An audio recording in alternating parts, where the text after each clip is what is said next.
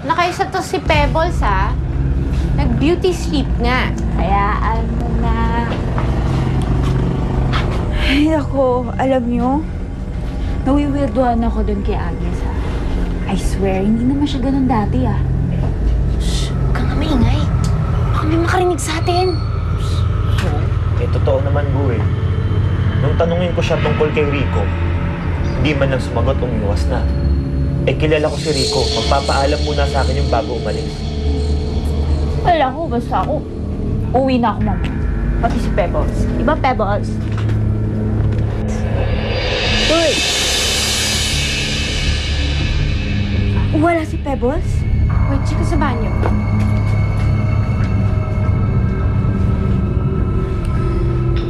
Wala siya sa banyo.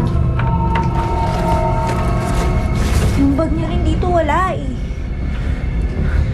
Wisit talagang Pebbles yun. Tinakasan tayo. Hindi siya pwedeng tumakas dito. Wala namang bangka dito, eh. Ano ka ba? Parang hindi mo makilala si Pebbles. Maabilidad yun. Kahit imposible, nagagawa niyong posible. Sino yan? Si Pebbles at Tex. Sabi? Uwi na raw siya. Sorry daw, hindi niya kaya.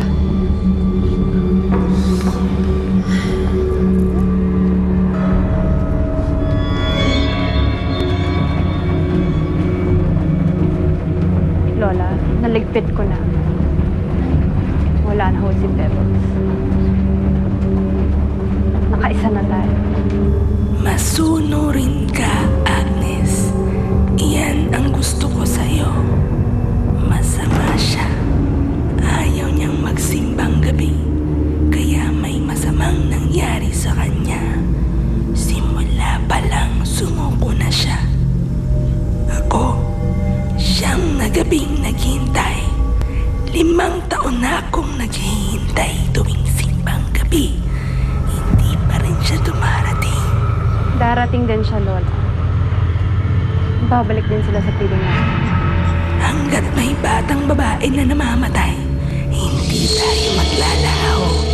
Maghihintay tayo, Apo. Yan ang panata natin tuwing simbang gabi. Baliw ka, Lola. Baliw.